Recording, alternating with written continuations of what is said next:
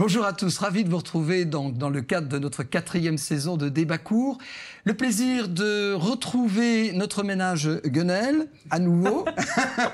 Ménage. Alors, notre couple, notre ménage, les tourtereaux, Sabrina et donc Steven, qui sont plus porte-parole, cette fois-ci, de l'art et du monde cultivé, culturel, plus exactement, excusez-moi, culturel. Un nouvel invité, Henri Guénaud. Bonjour. Alors, je peux vous présenter comme ancien conseiller du président Sarkozy. Et je suis très honoré de vous avoir. À chaque saison, nous recevons un politique. Vous êtes notre personnage. Pas si je suis un vrai politique, mais je suis content d'être là. Ça sera un peu la possibilité d'avoir cette réflexion de votre part sur justement la société et comment nous pouvons aborder avec les jeunes et les professeurs justement les questions que nous voulons travailler aujourd'hui. Je retrouve Benoît Maisonneuve. Également, bonjour Albéric. Créateur et fondateur d'école et un amoureux de la pédagogie et de l'éducation. Merci. Un projet qui est à cœur actuellement, qui est en train de se couver, qui est une mise en valeur et une, je dirais, resituer dans sa valeur le travail manuel, l'artisanat. C'est l'apprentissage manuel qui est dévalorisé. Complètement. En tant que directeur, je suis sidéré de voir, par exemple, des parents complètement catastrophés parce que je confirme une orientation d'un collégien vers un lycée professionnel. Comme si c'était un drame. Alors qu'en fait, nous voyons bien que notre cathédrale est en train d'être restaurée en même pas 5 ans. Et quand on discute avec tous ceux qui œuvrent à ce chef-d'œuvre et au sauvetage de ce bijou français, eh bien, nous nous rendons compte qu'il n'y a pas que seulement la spécialité sur la charpente ou sur le fait de tailler une pierre, mais une culture générale, une connaissance philosophique et sociologique absolument incroyable. Et du coup, on se dit, waouh! Il ne sait pas que tailler des pierres. Eh bien justement, c'est parce qu'il sait tailler des pierres que toute son intelligence s'éveille. Et c'est là où nous allons en parler de manière très spécifique. Mais la culture aussi est comme en train de se perdre dans un orgueil d'être d'être dans un décor le plus abstrait, le plus bizarre, avec des textes à pu en finir pour expliquer ce qu'est une tache de couleur sur un tableau blanc. Bon voilà, je caricature, vous avez senti et vous avez vu la confirmation totale de ma manière d'appréhender l'art moderne aujourd'hui. Je pense que l'art est déstructuré et plus c'est moche, plus ça semble être magique, merveilleux. Je suis désolé, je suis peut-être allez, entre parenthèses, un vieux con, mais très honnêtement, je ne m'y retrouve pas, il va falloir me convaincre. Vieux non. Alors, après cette bonne introduction, vous vous sentez compris, vous deux, lorsque vous parlez de l'art qui initie à l'intériorité, etc. On ne repart pas sur un message d'évangélisation, pas du tout. Non. Mais là, au moins, d'être les ambassadeurs, peut-être d'un réveil culturel. Waouh. D'un réveil culturel. On fait des films vraiment... à chaque fois, c'est vrai, à contre-courant, on choisit des thèmes vraiment assez particuliers. Est-ce qu'on est compris?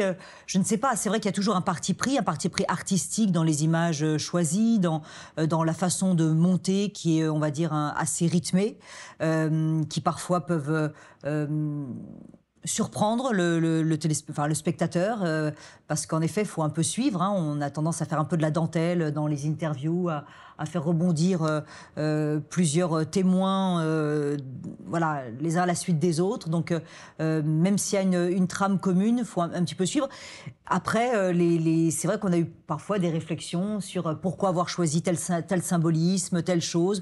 Bah, c'est un parti pris. Et ça, pour le coup, ça peut être tout à fait critiquable. On est très ouvert là-dessus. C'est un choix totalement personnel. Souvent, je demande aux gens, mais vous auriez mis quoi? Alors là, parfois, ils disent, ah ben, on n'a pas d'idée, en effet, on ne sait pas trop. Mais est-ce que pour être bon et bon dans la culture, il faut que ça soit inaccessible et qu'on ait besoin d'une traduction, selon vous? J'ai personnellement arrêté l'école parce qu'on m'y a un peu forcé à l'âge de 14 ans. Je n'ai pas le brevet. Je ne sais pas ce que c'est de finir une dictée à l'école. Je ne sais pas ce que c'est d'avoir une bonne note en maths. J'ai une culture générale du niveau du zéro. Ça se cantonnait au Club Dorothée sur France 2 quand j'étais gosse et du Hit Machine plus tard en grandissant, avec une culture musicale, cinématographique, tout ce qu'il y avait de plus banal, basique entre les films d'action, etc. et la musique de hip-hop que j'écoutais beaucoup quand j'étais plus jeune. Je voyais bien qu'il y avait, comment dirais-je, une souffrance à ne pas avoir accès aux grands textes de la littérature, à la compréhension sensible, intellectuelle, émotionnelle d'un beau film d'époque, d'un grand nom du cinéma. Il y avait une frustration d'un manque de dialogue, d'un manque de jargon, d'un manque de vocabulaire, d'un manque de mots, parce que je ne lisais pas non plus. Et donc je suis rentré dans la vie active très tôt, et j'ai commencé ma vie par des travaux manuels, qui avaient justement aux yeux de ma génération une espèce de mépris pour ces métiers, qui aujourd'hui je les trouve d'une noblesse, et je ne pleure d'une certaine manière de ne pas être l'artisan que j'aurais pu être un jour, comme tailleur de pierre, comme marbrier, comme ébéniste, parce que j'aime le bois, j'aime la pierre aujourd'hui, j'aime la fonte, j'aime la forge, j'aime tout ça. C'est des métiers qui me passionnent et que je regarde beaucoup sur Internet d'ailleurs, je suis beaucoup d'artisans. Donc j'ai fait ma petite école buissonnière, un peu comme j'ai pu en grandissant. Comme je le disais dans ta précédente émission, pour citer Benoît XVI, l'ignorance détruit plus qu'elle ne construit. Et donc c'est à force de connaissance et d'avancer au quotidien, de découverte, de curiosité et de contemplation. Je suis un contemplatif à la base. J'ai rencontré Dieu d'une certaine manière à l'âge de 10 ans devant un lever de soleil. Voilà. Et après j'ai fait mon cheminement plus tard en grandissant. Et que veux-tu, il y a un moment donné où oui, je voyais bien que seul je n'y arriverais pas. Seul on n'est rien en fait. Et on ne vaut rien. Et on ne devient que lorsque l'on est engendré et instruit et accompagné, etc. Et j'ai eu une chance incroyable de rencontrer des gens exceptionnels qui m'ont donné le goût d'apprendre, de lire, de découvrir, de me cultiver, etc. Et puis ceci plus cela a fait qu'à un moment donné, bien tard, à l'aube de mes 40, 45 ans, j'ai essayé un petit peu de rattraper tout ça. J'ai encore un long chemin à faire, mais la foi qui m'anime vient rendre centuple d'une certaine manière les petites choses que j'ai semées plus tôt, et qui fait que, en effet, aujourd'hui, j'ai une joie de me laisser nourrir et de transmettre à mon tour. Donc l'art est ton moyen aujourd'hui de transmettre cela. D'expression. Ta question que tu viens de poser justement est très philosophique et très belle, et c'est vrai que nous, en faisant ces films, on dit que notre société est au service du beau et du bon. Donc, on a envie, en fait, de montrer du beau. Donc, quand tu demandes est-ce que ça doit être décrypté, déjà, il faut que les gens, ça leur plaise, que ça soit chatoyant, que ce soit attrayant, pour qu'ils aient envie d'aller d'ailleurs au bout de ça. On dit que la culture, le grand génie de la culture, c'est de choquer. Est-ce qu'on peut choquer avec le bien? Est-ce qu'on peut choquer avec le bon? Non, le bien, le bon et le beau ne choquent pas. Ils interpellent, ils éveillent. Oui. Ils rendent le spectateur, celui qui regarde en tout cas, dans un élan d'émerveillement, de contemplation. S'il se laisse toucher, bien sûr. S'il est encore assez sensible sur les sujets tels que le deuil de l'enfant perdu trop tôt. La vie après la mort, y a-t-il une continuité? Le sujet délicat, curieux de l'Immaculée Conception, de l'Esprit Saint aussi, de la Trinité. Tous ces thèmes, le Sacré-Cœur sur lequel on travaille actuellement, des sujets, des thèmes, des symboles pour lesquels tout le monde est curieux. Tout le monde aime voir ça. Tout le monde aime entendre parler de ce genre de choses. Après, est-ce que les gens font leur démarche de l'intérioriser, de l'expérimenter? Ça, ne nous appartient pas. Chaque film est un miracle, et une fois qu'il est sorti, il fait sa vie, et nous, on continue notre chemin sur d'autres aventures. Voilà, Monsieur Guénaud, des extraterrestres. Alors, nous avons un contexte où on peut avoir un attachement à la vieille pierre. Journaliste bien connu qui aime la vieille pierre et les grandes familles nous entraîne à même envisager des lotos pour financer les restaurations. Donc on sent qu'il y a quelque chose de beau. Franck Ferrand va nous incarner les anecdotes pour mieux comprendre l'histoire. Encore la culture accessible et belle. Puis nous avons, après les grands débats politiques, en se disant la culture appartient à la gauche. Mais n'oublions pas un Pompidou qui va révolutionner même l'aménagement de l'Élysée, et un Jacques Chirac qui nous dira attention, les pays africains sont des sources de culture que nous ignorons et que nous ne devons pas réduire à des bagatelles de sauvages. Donc aujourd'hui, fort de toute cette dimension qui se bouscule, qu'est-ce que le jeune doit retenir et recevoir de ce que la France pourrait garder comme patrimoine et qui est la culture en tant que telle, la beauté de la culture? Alors, je crois que la question dépasse le problème de la France. Oui. La question, comme vous le disiez tout à l'heure, elle est très philosophique d'abord. Alors revenons un instant sur l'art et sur la beauté, ce qui est la quête de l'art. Moi, je suis très très conscient dans cette approche, c'est-à-dire que je pense qu'il y a une universelle, quand on appelait les universaux transcendants, il y a une universelle transcendance de la beauté, et que au fond, ce qui est le plus, on dit souvent les goûts et les couleurs ne se discutent pas, mais au fond, ce qui me frappe le plus, ça n'est pas la diversité. Ça n'a jamais été la diversité des goûts et des couleurs. Ce qui me frappe le plus, c'est qu'il y ait autant de gens différents qui puissent trouver belle la même chose.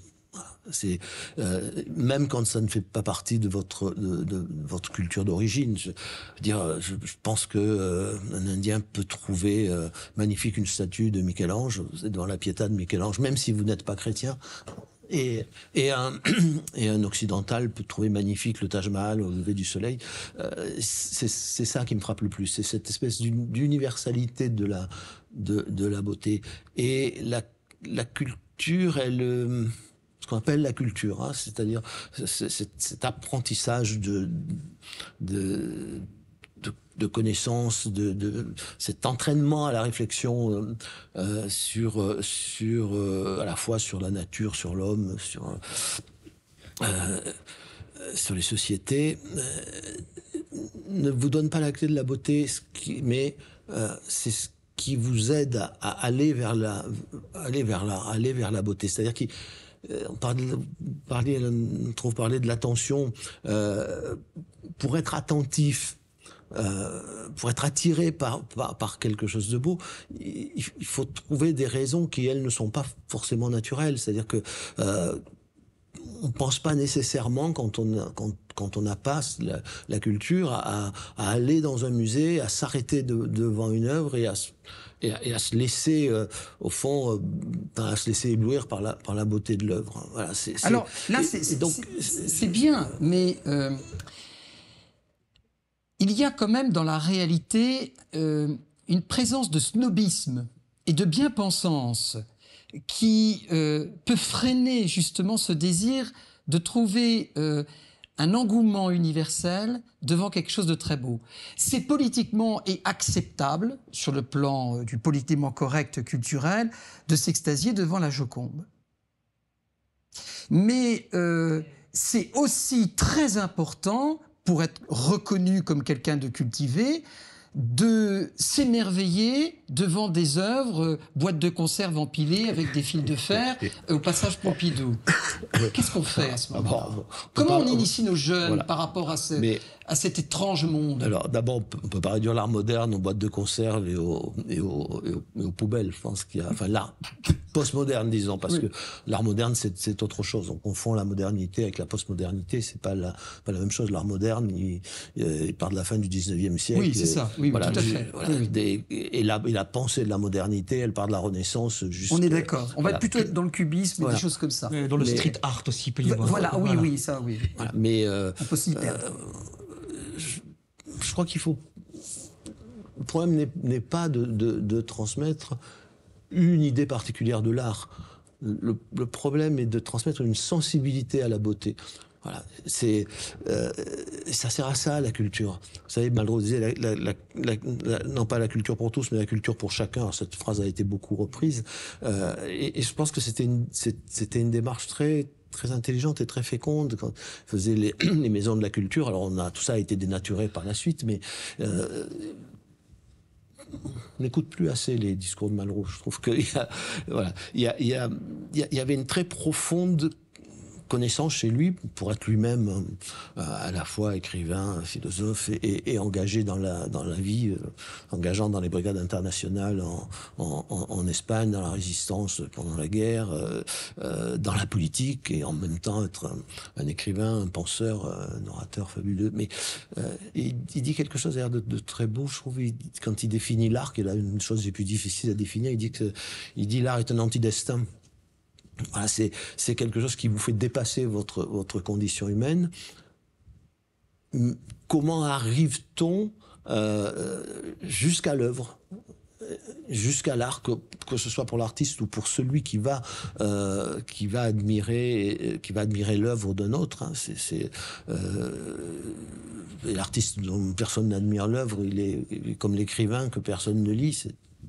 C'est une frustration terrible. L'art est fait pour parler aux autres. Parler de soi ou parler des autres, mais parler aux autres de toutes les manières. Et c'est là que l'éducation intervient, la transmission intervient, mais elle sert à former la sensibilité. Ah, vous commencez à parler de former quand même. Il y a un apprentissage. Oui, bien sûr, il y a un apprentissage et il y a une idée de l'homme derrière. Toujours. Oui. Il n'y a pas que seulement éveiller un sentiment. Mais ça n'est pas, à l'école, à l'éducation, de former à une idée particulière de la beauté. Montrer déjà ce que vous pensez être beau. Parce que tous les goûts sont dans la nature. Non, mais tous les goûts, je reviens, tous les goûts sont dans la nature, tous les goûts ne sont pas équivalents. Et encore une fois, ce qui me frappe, c'est que finalement, il y a tellement de gens qui au fond trouvent belle la même chose. Voilà. Et je parle pas des petites chapelles d'initiés qui se perdent dans les, dans ce que vous appeliez l'art qui a besoin d'être expliqué. Voilà, même si l'explication, quand elle est bien faite, aide toujours à pénétrer un peu plus profondément dans une œuvre. Quand vous lisez, j'ai relu récemment ce passage de Proust où vous savez, Monsieur Bergotte qui meurt devant un tableau, la vue de Delft de Vermeer, il y a un petit mur jaune qui le fascine. Et effectivement, quand vous allez revoir le tableau, du coup, vous allez être fasciné par le petit mur jaune, mais que vous n'aviez pas vu quand vous aviez regardé le tableau avant de lire Proust, quoi. Voilà. Bon, donc, et tout se tient. Vous voyez, c'est pas un enseignement théorique, technique. Mais c'est un apprentissage de la sensibilité, un développement, une ouverture de la sensibilité.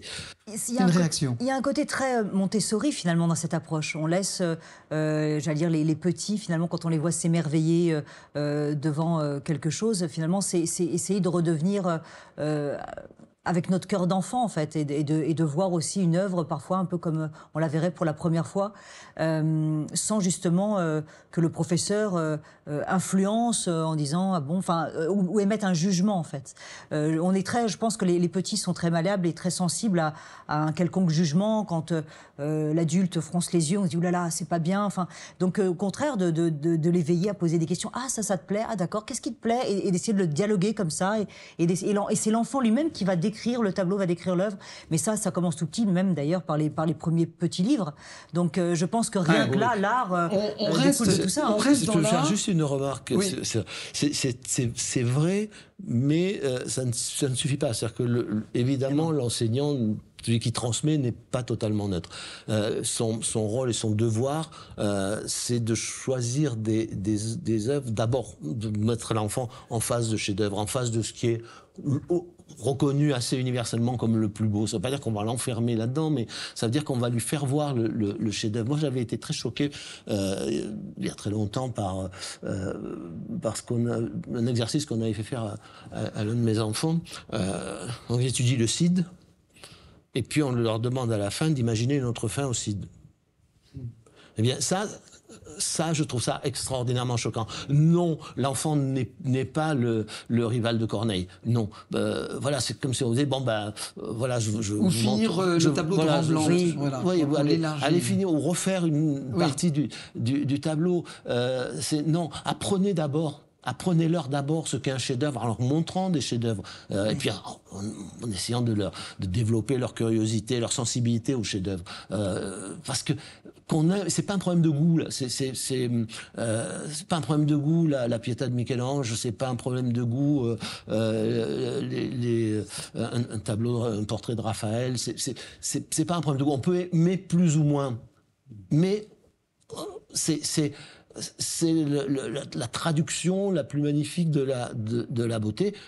Et l'enfant, après, il choisira. Vous savez, c'est exactement comme dans comme l'histoire du roman national. Alors, on vous dit, mais on ne peut pas vous donner une vision de l'histoire qui est téléguidée, triée, c'est de l'idéologie. Mais le roman national, des générations d'enfants ont appris le roman national. Alors, je prends des gens qu'on connaît, prenez des gens des gens de l'école des Annales, ce qu'on appelle l'école des Annales, quelqu'un comme Braudel, par exemple. Bon.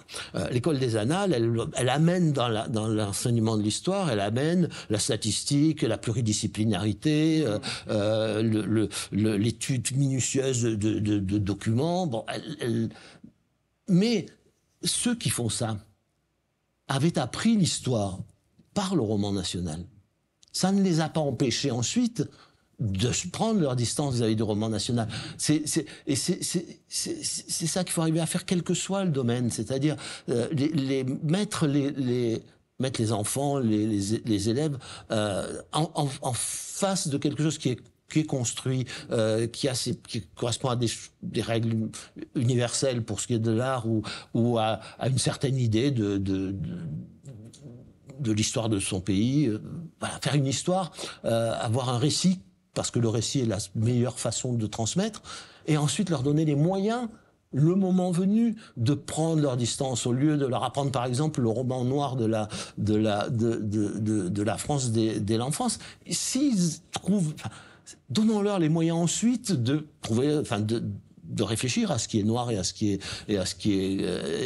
est blanc ou lumineux, de ce qui est bon ou de ce qui est mauvais. Mais ne commencez pas.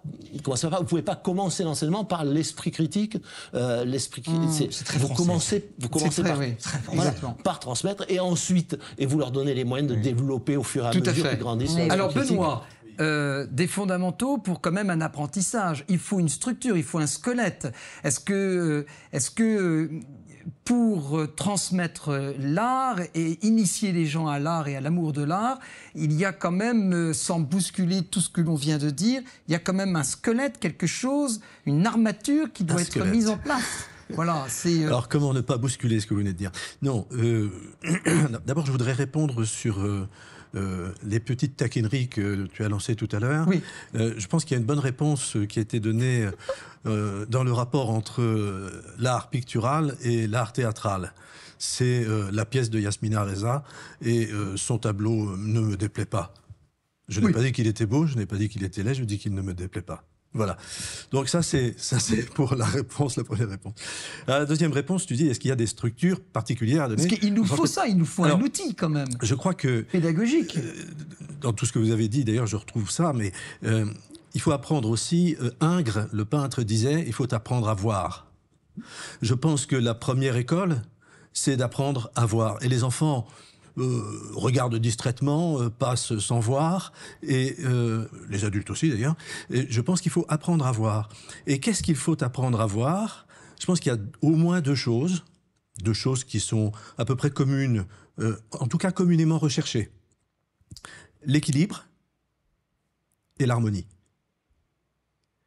Alors, ça peut être dans les formes, ça peut être dans les couleurs, peu importe. Mais les deux choses doivent être vues véritablement. Alors, apprendre à voir, ça suppose effectivement l'exercice que vous évoquiez là, c'est-à-dire de regarder des galeries de peinture, d'aller emmener les enfants, bien sûr, de leur montrer ce que c'est qu'un véritable tableau de telle époque à telle autre époque, peu importe, c'est pas très grave. Après, bien sûr, on peut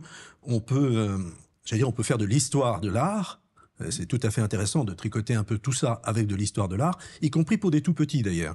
Parce que l'influence de l'histoire de l'art et l'influence de l'histoire tout court sur l'art, ce sont deux choses qui sont presque d'une même respiration, diastole et systole, et qui ont construit un terreau de culture. Et ce terreau de culture, c'est celui qu'on doit justement entretenir pour que les enfants trouvent le sens du beau, le sens de la beauté. Et son expression, bien sûr. Steven, on va rebondir après, hein, surtout. La première grande œuvre universelle est la création. Bien sûr. Les hommes préhistoriques ont contemplé cette création et ont essayé de la reproduire dans les caves, dans les grottes, un peu partout. On est intrinsèquement lié à la création, donc à la créature, donc si on veut aller plus loin dans l'esprit, dans le créateur. Je m'attise un peu philosophique comme ça, parce que c'est ce qui me vient là. On est profondément tous artistes, créateurs, parce que nous sommes créés. Là-dessus, c'est quelle approche j'ai par rapport à ma contemplation. Pardonnez-moi, c'est le mot qui me revient tout le temps. Apprendre à regarder, apprendre à voir, très bien. Apprendre à contempler. Laissez-vous émerveiller. Les enfants, aujourd'hui, tombent dans une violence. Notre société est en train de crever d'une violence innommable. Aujourd'hui, à 12 ans, ils se violent, ils se tuent. C'est l'enfer, ce qu'on est en train de vivre. Pourquoi? Parce qu'ils ne contemplent plus rien, ces gosses. Voilà. Laissez-vous émerveiller par la conscience. Ils sont devenus des zombies. Ils sont noyés comme des zombies. Les zombies que l'on voyait dans les années 60, 70, dans les vieux films un peu extraterrestres d'époque, on les a. On les a. Ils sont là. Mais il y a une attitude. Voilà, ils sont penchés vers entre eux, en train de remuer comme ça, de gesticuler devant leur smartphone. C'est insupportable. Je repensais au film, en écoutant Monsieur Guénaud tout à l'heure, Le goût des autres. Jean-Pierre Bacry, Agnès Jaoui, fantastique. Le choc des rencontres, le choc des cultures, les bobos, l'élite, la galerie, l'artiste, le machin. Et en bas, un entrepreneur, certes un peu solide, belle entreprise, il se démerde, machin, etc. Qui essaye d'apprendre l'anglais. Pour être important, quoi. Voilà, en fait, il est amoureux d'une femme. Il est amoureux de cette actrice et il veut tout faire pour lui plaire. Il se rase la moustache, il essaie d'apprendre l'anglais. Il va la voir au théâtre. Mais on se fout de sa gueule parce que c'est un beauf aux yeux des autres et qui peut pas avoir accès à la culture. Il peut pas comprendre le peintre. Il peut pas comprendre la pièce de théâtre. Il contemple. Il contemple et on le voit, la larme à l'œil. Parce qu'il est pris. Il est pris dans la pièce de théâtre. Par la beauté d'une pièce. Je sais plus ce que c'est. Et de la comédienne. Et de la comédienne, etc. Tout est mêlé. L'art est accessible à tous. Et il n'y a pas d'élite, de sous-élite ou de quoi que ce soit. Non, mais je pense que le chemin pour y parvenir n'est pas le même. Oui, on est d'accord. Mais pourquoi? Parce que les vies sont différentes. Moi, j'ai un exemple qui m'a beaucoup intéressé parce qu'il me touchait de près. Ma dernière fille, qui a fait de très brillantes études, évidemment, mais tellement brillantes qu'elle ne faisait plus rien. Et elle avait fait Cagne, elle avait fait 2 masters prestigieux, puis elle ne faisait rien. Mais je ne disais rien, évidemment. Et elle m'a téléphoné un jour en me disant « Est-ce que vous pensez que je pourrais faire un CAP comment ça s'appelle La faïence. Oui, enfin de joaillerie. De poterie. De poterie. C'est pas de la poterie d'ailleurs, mais je vais retrouver peu importe. Artisanat en tout cas. Et je lui dis, mais surtout, allez-y, faites. Elle fait son CAP et quelques mois après, elle me téléphone et elle me dit « Je crois que depuis que je travaille de mes mains, je commence à comprendre ce que j'ai appris avant. » Alors ça, je me suis dit, donc on n'a pas perdu notre temps, c'est utile. Ça veut dire que c'est un chemin qui est passé par quelque chose qui était très intellectualisé, qui est arrivé à quelque chose de très... Donc le rapport, le chemin entre l'esprit et la matière, j'allais dire, se fait par des voies qui peuvent être très différentes. J'ai fait le chemin inverse de votre film. Voilà. Il y a des gens qui font par le manuel différent. Toute ma vie, l'ingratitude, le rabais, ce qui est moqué, on se foutait de ma gueule. Alors, parce que j'étais crade dans les boulots alors que mes copains passaient le bac, etc. On se foutait de moi, alors que j'apprenais de mes mains. Et après, le contraire s'est fait. Eux se sont perdus dans la banque, la finance. Ils ont des vies que j'envie vraiment pas. Et à contrario, il y a un épanouissement. Est-ce que tout cela, c'est accessible finalement à tout le monde? J'en sais rien, mais en tout cas, il y a une chose qui est importante. On a fait un constat, là, il y a quelques mois, avec des chefs d'établissement, puisqu'on rattache tout ça quand même au sens de l'école et à la vie de l'école et à l'éducation. On s'est rendu compte qu'entre 40... Alors, mettez le curseur où vous voulez. Entre 30 et 40% des élèves qui passent de collège en lycée ne sont pas faits pour ça. Non pas qu'ils soient sots, c'est pas du tout le sujet, c'est qu'ils ont une forme d'expression et de manifestation de leur intelligence qui est totalement différente. Voilà. Et donc, on s'est dit, mais qu'est-ce qu'on peut proposer? Alors bien sûr, pour le lycée, il y a des écoles de métiers, d'apprentissage, de début d'apprentissage, des petites choses. Mais quelque chose qui ne soit pas une filière poubelle, qui soit une école d'excellence, en quelque sorte, n'ayons pas peur du mot, pour ces jeunes-là. Et on se propose on s'est dit, voilà, on va monter quelque chose qui va les prendre dès la 6e. Et de 6e en 3e, c'est une espèce de période de propédeutique, où ils vont se déterminer un petit peu. S'ils veulent retourner dans le circuit classique, aucun souci. Mais dans cette période-là, on va leur donner une vraie culture générale, un début de culture générale. La culture générale commence après le premier centenaire, généralement. Mais une culture générale, de la logique. Alors, de la logique, non pas un cours de logique théorique, mais de la logique d'emboîtement de causalité mécanique, donc quelque chose qui peut servir de façon pratique. Et puis, une connaissance, un début de connaissance et de compréhension de ce que c'est qu'un métier, faire avec ses mains. Généralement, les hommes politiques, ne vous inquiétez pas, c'est pas grave, confondent le métier, l'emploi, l'emploi et le travail. Alors, le travail, on va être clair, le travail, c'est la part de moi-même. Le travail, c'est comme en physique. C'est l'exercice d'une force. Donc, c'est la part de moi-même que je consens à donner au service du bien commun. Il y a un retour financier ou pas, peu importe, mais c'est ça mon travail. Le métier, c'est ce que je sais faire de mes mains, je l'ai reçu d'un maître, et peut-être que ça deviendra mon emploi. C'est pas sûr. Et l'emploi, eh bien, c'est ce que je consens à donner pour une réciprocité de service qui sera en monnaie sonnante et trébuchante pour vivre. Et par miracle, de temps en temps, pour des gens qui sont bénis, les trois ne font qu'un seul. Et à ce moment-là, leur travail, c'est aussi leur métier et c'est aussi leur emploi. Bon, eh bien, tout cela, les jeunes qui sont dans la situation que vous avez manifestement connue et qui se trouvent sur le côté du chemin, et dont les parents sont même parfois un peu gênés en disant c'est pas grave, mais enfin, on sait pas comment le dire. Oui. Bon.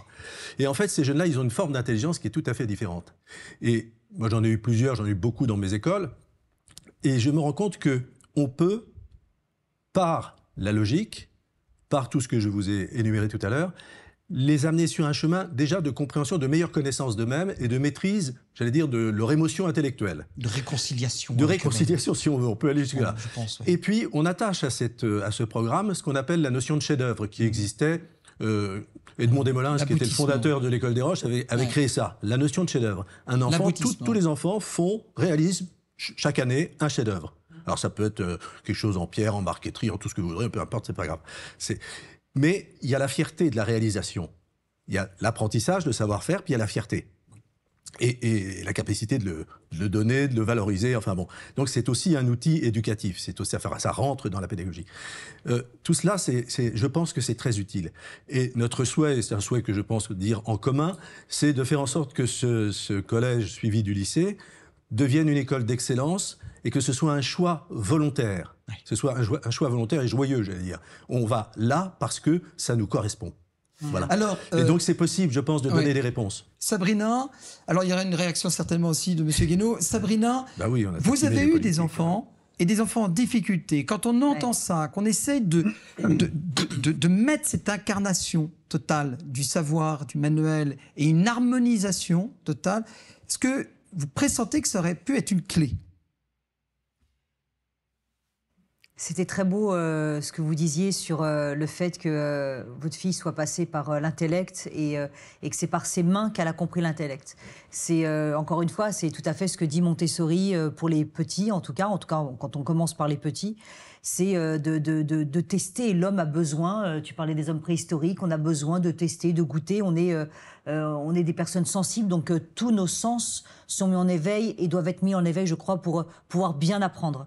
Moi, mes enfants, en effet, en plus, ont des particularités. Nos enfants ont des particularités.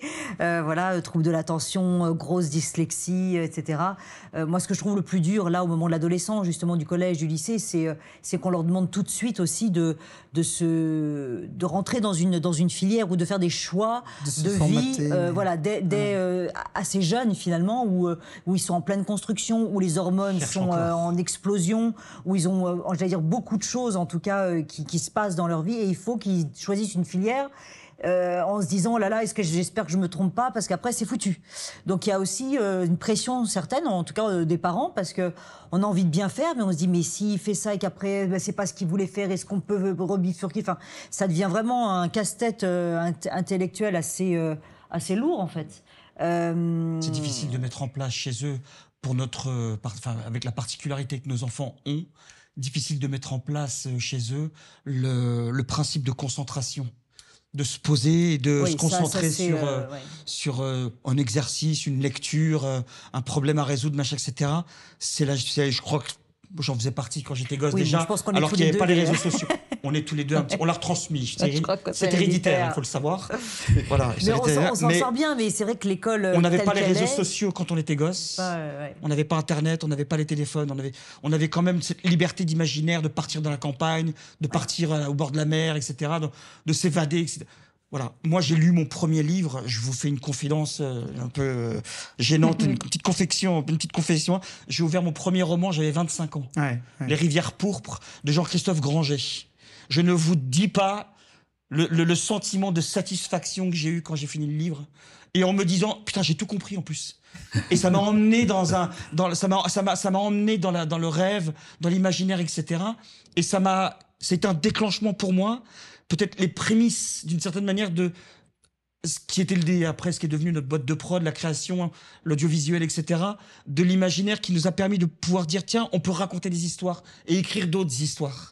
Et après, écrire des livres, etc., etc. Tout ce qui s'est passé. Mais rares sont les jeunes qui savent à 13, 14 ans exactement ce qu'ils veulent faire. Ils sont rares. Nous, on a une fille qui sait exactement ce qu'elle veut. Elle est à l'école Boulle, elle est en ébénisterie, elle s'éclate là-dedans. Notre fils, lui, il aime le sport, mais ça va pas... Voilà, c'est compliqué. Je pense que, très honnêtement, quand on a ciblé les lycées professionnels dans les années 80, etc., on n'avait pas l'intention de se débarrasser des élèves qui ne marchaient pas bien, ou en fait c'était vraiment la voie de garage, on se disait ça y est, on a trouvé une solution, ou est-ce qu'on avait la noblesse, en croyant la noblesse du manuel qui pouvait déclencher quelque chose de beau?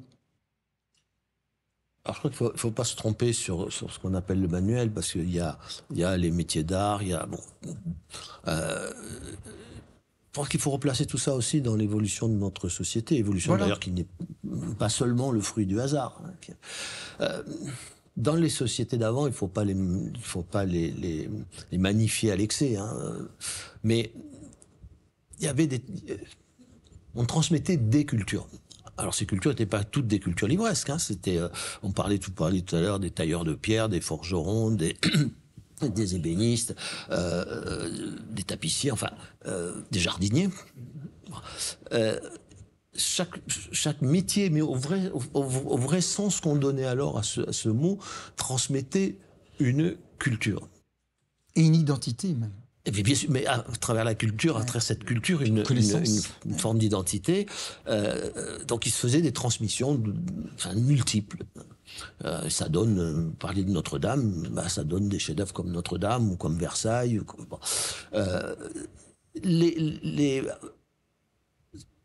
Cette part de culture au pluriel, de métiers qui transmettaient des cultures, elle s'est réduite. Elle s'est réduite avec la société industrielle, tout naturellement. Et elle a été en partie remplacée par l'école. Bon. Et ça n'a pas si mal marché. Est-ce que c'était vraiment bien? Mais c'est pas bien ou pas bien. Je veux dire, la société industrielle est arrivée. On fabrique plus des meubles simplement par le métier de l'ébéniste. On peut trouver ça bien ou pas bien, mais ça a permis à beaucoup de gens d'avoir des meubles. On perdait l'être humain. C'est pas une. Mais on peut se dire qu'on était bien dans les grottes, à peine sur les murs aussi. Non, là c'est trop caricatural. Je veux dire, non, mais c'est pas ça. C'est que la technique, elle change aussi le monde. L'économie change le monde. Voilà, et il y a plusieurs stades différents dans l'évolution des sociétés. Ça, c'est un fait. C'est un fait aussi que la Terre a perdu son importance, aussi bien dans le patrimoine que dans la contribution à la richesse de la société.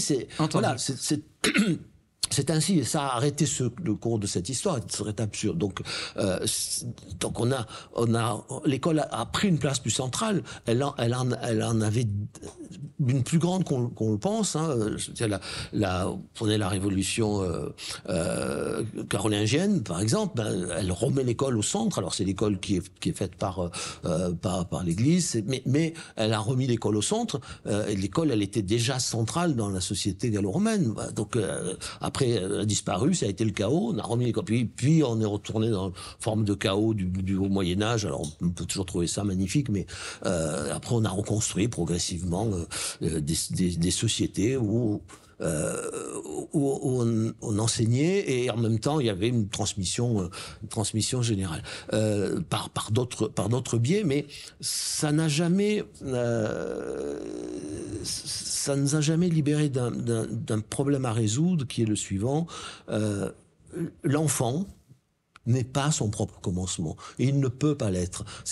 Il n'est pas vrai que on peut dire à l'enfant, écoute, voilà, épanouis-toi. Ce que tu penses, ce que tu sens, ce que tu crois est mieux que tout le reste et je n'ai rien à t'apprendre. Voilà. Je t'ai mis au monde, débrouille-toi. Voilà, ça c'est pas possible. Et ça, l'école. Même l'autodidacte doit commencer par quelque chose au départ. Mais bien sûr, il doit commencer par quelque chose au départ. Et puis après, alors il y a votre parcours, mais votre parcours il est exceptionnel. Voilà, venant de vous, ça me touche. Non, mais votre parcours, il est exceptionnel en ce sens que quand on regarde la société dans son ensemble, on ne peut pas miser sur un parcours comme le vôtre. Évidemment. Pour dire on va faire ça pour tous les enfants, ils vont tous trouver leur chemin. Bon, vous l'avez fait parce que quand même vous avez appris quelque chose quand vous étiez jeune, parce que la vie aussi vous a appris des choses et puis parce que vous avez réagi de cette façon. Simplement pour dire que rien n'est perdu si on veut. Rien n'est perdu. Alors rien n'est perdu, mais c'est pas vrai pour tout le monde. C'est-à-dire que si vous ne donnez pas aux enfants les moyens de penser, les moyens de s'exprimer, alors on finit dans cette violence que vous décrivez et qui, moi, me terrifie. C'est-à-dire ce qui nous arrive, c'est cette déstructuration totale de la pensée, de la société, de la langue. Voilà, si les enfants, on ne donne pas une langue pour s'exprimer, ils n'ont plus les mots pour s'exprimer, ils s'expriment par la violence. Et adultes, ils s'exprimeront aussi par la violence. Pour la plupart, bien sûr, on va trouver des exceptions, des gens qui vont finir par apprendre à s'exprimer, des gens qui vont faire des expériences de violence et qui vont réfléchir et qui vont se métamorphoser ou renaître différents de cette expérience. Mais si vous prenez les choses dans leur dimension la plus large, la plupart des enfants ne seront pas capables de faire ça. Donc il ne faut pas rater le début. Dans ce que je dis, Monsieur Guénaud, je me permets, je suis bien conscient que voilà, j'ai eu une grâce dans mon parcours particulière parce qu'il y a eu un amour qui m'a surgi, qui m'a pété à la tronche, on va dire, si vous me pardonnez l'expression, ce qui n'est pas le cas en effet de tout le monde, conscient aujourd'hui que nous sommes dans une humanité qui est cassée. On va pas faire un cours de théologie biblique sur le péché d'Adam, machin, etc. On va pas rentrer là-dedans. Ce qui culturellement quand même pourrait être un petit peu intéressant aussi, mais on part quand même, je pars conscient qu'on est dans un monde où il y a une fêlure dans la construction de l'humanité. Et qu'en effet, il y en a qui auront un bonheur, une joie, un revival entre guillemets, comme il y aura une misère qu'on essaiera toujours de sauver et pour laquelle on n'y parviendra pas. Mais qu'on essaie même plus de sauver, c'est ça le problème. C'est encore autre chose. Non, mais oui, mais on a oublié quelque chose qui est terrible, c'est tout change, la société, l'économie, la technique, le savoir, très bien. L'art, aussi à des périodes différentes, avec des façons de s'exprimer différentes, parfois des allers-retours. L'art abstrait était un retour vers quelque chose qui est de beaucoup plus ancien. Mais il y a une chose qui ne change pas, ou très peu, mais c'est la nature humaine. C'est-à-dire que, au fond, la nature de l'homme d'aujourd'hui n'est pas très différente de celle de l'homme des cavernes. Absolument. Et l'homme a une animalité au fond de lui, une violence. Il a la fois ce qu'il y a peut avoir de plus beau, de plus grand, mais aussi de plus terrible et de plus sauvage. Tout le travail de la société, tout le travail de la culture, tout le travail de la civilisation, c'est de canaliser cette violence. Alors on n'arrive pas à la supprimer, hein, on voit bien, enfin, je veux dire, l'Allemagne en 1933, c'est le pays le plus éduqué d'Europe, voilà, où il y a les plus grands savants, ça n'empêche pas la sauvagerie de sortir du ventre de l'homme. Donc, mais chaque fois qu'on oublie ça, on va à la catastrophe. Donc la société, encore une fois, où on transmettait des cultures, un tas de cultures particulières auxquelles on rajoutait le travail de civilisation, de la religion, la philosophie, et puis de l'école, de l'université, quand on a commencé à créer des universités.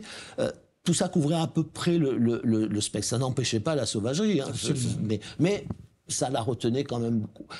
Et puis, là, nous arrivons dans une époque où tout le monde s'est mis à penser, enfin, tout le monde, là, beaucoup de gens se sont mis à penser que, au fond, la nature humaine n'était que bonne, et puis qu'en plus, elle avait beaucoup changé, que nous étions tellement meilleurs que les autres, tellement plus civilisés, que plus rien ne pouvait nous arriver. Et il y a de l'orgueil. Oui, c'est de l'orgueil, bien sûr. Et de l'aveuglement. Et donc, l'école de la République, enfin, ce qu'on appelait l'école de la République, c'était vrai dans d'autres pays. Enfin, moi, celle dont j'ai connu les derniers feux, qui était une école pas tendre, hein, mais je dis souvent, moi, j'avais des instituteurs, ils étaient presque tous d'ailleurs de gauche, mais ils étaient très sévères. Mais ils étaient sévères parce qu'ils aimaient les enfants qu'on leur confiait. Pas du tout parce qu'ils les détestaient. Alors vous trouvez toujours des gens qui détestent les enfants, qui sont des sadiques. Mais c'était pas la norme. La norme, c'était des gens qui se sentaient investis d'une mission, qui pouvaient parfois être brutaux, mais ils aimaient les enfants. Ils le faisaient par respect, par la dignité de l'enfant. Les enfants qu'on leur confiait. Exactement. Et donc, ces premières années qui sont essentielles, c'est-à-dire où on lui dire à l'enfant, ben voilà, épanouis-toi tout seul, et puis on prenait l'enfant, on lui inculquait des règles, des normes, on lui disait ça c'est beau, ça c'est moins beau. On est dans l'équilibre et l'harmonie. À ce moment-là, on n'est même pas encore dans l'équilibre et l'harmonie, on est dans la formation de la matière brute, mais qui en réalité n'est pas si brute, parce que l'enfant hérite il s'inscrit dans une histoire de l'humanité, une histoire de famille, une histoire... Il est héritage de ça. Et donc il ne le sait pas, mais il porte en lui déjà beaucoup de choses. Donc, et ce qui est terrible, c'est qu'on a détruit cette partie de l'éducation ou de la formation. Alors, parce qu'on considérait que c'était mauvais. C'est-à-dire, oui, on s'est mis à partir d'un certain moment, là, on a appelé ça le pédagogisme, c'est l'enfant roi. L'instituteur n'est plus un instituteur, on l'appelle même plus comme ça, c'est juste un accompagnateur. Je vais t'accompagner dans ton développement spontané. La règle, on en est quand même arrivé à une situation qui, moi, me paraît folle.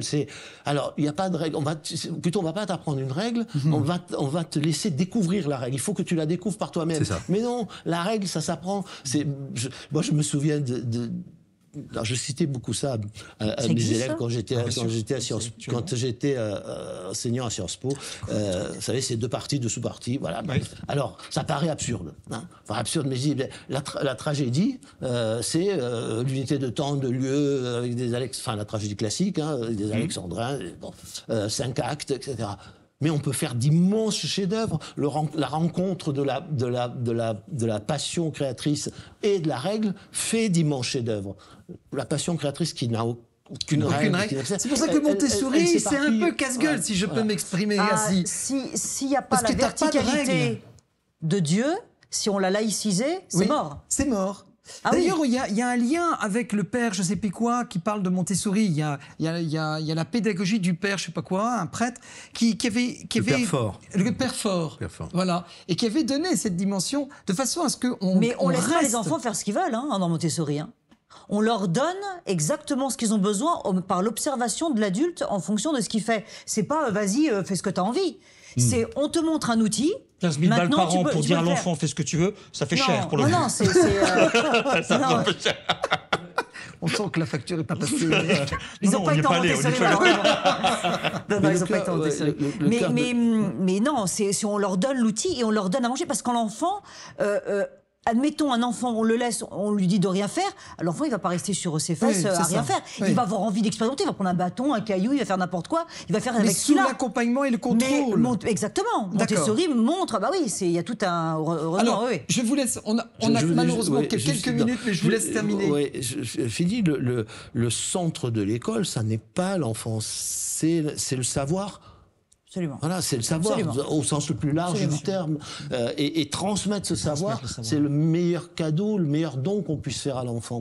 Alors, il y en a auxquels on va en transmettre beaucoup, d'autres ça va être plus difficile, mais tout le monde a besoin, tout le monde a droit à cette transmission et à ce don. Et quand vous ne le faites pas, comme le fait de moins en moins notre société, vous obtenez le résultat désastreux que nous avons sous les yeux. Voilà, Elle est où la fêlure ? Où est-ce que ça a cassé à un moment donné ? Est-ce que c'est pas parce qu'on a enlevé la morale, l'immorale, en laissant uniquement... Qu'est-ce qu'on a enlevé qui fait que ça pète maintenant ? On a enlevé la croix dans les salles. Quand on a décidé que l'enfant construisait son propre savoir, on était sur une mauvaise pente. Vous savez, on en est... Alors moi, je croyais que c'était fini. Mais c'est pareil, les notes. Alors il fallait plus donner après 68, il fallait plus donner de notes parce que ça a traumatisé les mauvais élèves. Mais c'est fou comme idée. Bon, et maintenant, moi, je croyais que tout ça était passé. Mais non, il y a encore cette idée... Une enseignante m'a écrit il n'y a pas très longtemps, m'expliquait que elle avait eu, enfin son école avait eu une inspection d'évaluation montée par l'éducation nationale. C'est leur dire mais ça va pas du tout parce que les enfants ils s'assiedent toujours à la même place qui est désignée à l'avance, ça va pas. Il faut les laisser s'asseoir où ils veulent. Il faut les laisser debout s'ils veulent rester debout, assis par terre s'ils veulent. Je ne caricature pas. C'est ça. Faites-vous vos propres règles. Et non, ça vient plus tard. C'est ça, je reviens à l'histoire du roman national. Ça revient plus tard. Vous savez, c'est pareil, les grands peintres, même les plus abstraits, ils ont commencé par apprendre des savoirs académiques de la peinture. Regardez Picasso, il commence par apprendre à peindre, ou les cubistes, ils commencent par apprendre à peindre, et puis ensuite ils vont déstructurer à leur façon, mais on part de quelque chose. Pour déstructurer quelque chose, il faut d'abord avoir une structure, si je puis... C'est ça. Voilà. Et là, je crois que c'est le vrai problème, et ça s'adresse, que vous soyez, que ce soit pour faire ensuite des artistes de la matière ou des intellectuels, c'est la même chose. Et même pour faire simplement des hommes, c'est la même chose. Alors après, il y en a qui iront travailler dans une usine. La matière pour eux, ça sera pas forcément extraordinairement valorisant, encore que pour certains métiers, il y a des mécaniciens qui sont passionnés par leur métier, pour qui ça devient quelque chose ça devient un vrai métier au sens ancien du terme. Bon, sur une chaîne de montage, c'est un peu plus compliqué, mais il y en a de moins en moins. Donc, il y a quelque chose de commun à tout. Vous parliez de la dévalorisation du travail manuel, mais c'est la dévalorisation de tout à laquelle nous sommes confrontés. Et donc, il faut revaloriser le savoir, la connaissance, l'apprentissage de la règle, de la structuration de l'esprit. Ça vient pas tout seul. Sinon, on fabrique des sauvages ou de grands enfants. Mais on ne rend pas service à des enfants en les accompagnant pour être de grands enfants. On leur rend service en leur permettant de devenir des adultes. Les adultes de demain. Et en les aidant à trouver leur vocation. Exactement. C'est quand même ça aussi. Inévitablement, ils vont trouver le sens de leur vie et leur vocation. Cependant, contrairement aux années 80, où ces métiers de manuel étaient assez dévalorisés, où c'était, tu peux pas étudier, tu vas être mécanicien. Aujourd'hui, la télé a beaucoup contribué, en tout cas à valoriser, entre les émissions comme Top Chef, Exactement. comme Le Meilleur Forgeron et tant Et d'autres. du coup, il y a une restauration par rapport au regard qu'on peut porter sur le monde. Je pense qu'il y a de plus en plus de jeunes qui se lancent. Mes amis, ça couvre, faut bien comprendre, ça couvre qu'une petite Bien sûr, partie mais on pourrait du travail imaginer manuel. d'autres sur d'autres métiers, en effet, c'est les prémices, tout l'ébénisterie, ça. etc. Mais c'est les Il prémices, ne faut pas oublier les autres. Quoi. Je veux dire, Évidemment. Oui, absolument. sans abîmer pour autant par La meilleure boulangerie, tout ça. la démagogie et la superficialité de la télé-réalité. On est d'accord. On est d'accord. Évidemment. C'est-à-dire qu'on mette vraiment en valeur les choses. Moi, je n'ai rien à conclure. Je trouve que les derniers échanges que nous avons eus montrent bien où nous devons, les uns et les autres, se mobiliser pour servir au mieux l'épanouissement et l'éveil de l'être humain, du jeune qui est l'adulte de demain. Grande espérance. Alors, je vous retrouve très vite. Nous aurons à nouveau une émission avec Henri Guénaud. Mais les Gueneuls, nous allons nous quitter. Oui. Voilà. Et puis également, Benoît, un grand merci à Benoît d'être passé, Benoît Maisonneuve. Et nous nous retrouvons encore pour une émission sur notre 4e saison de Débat Court.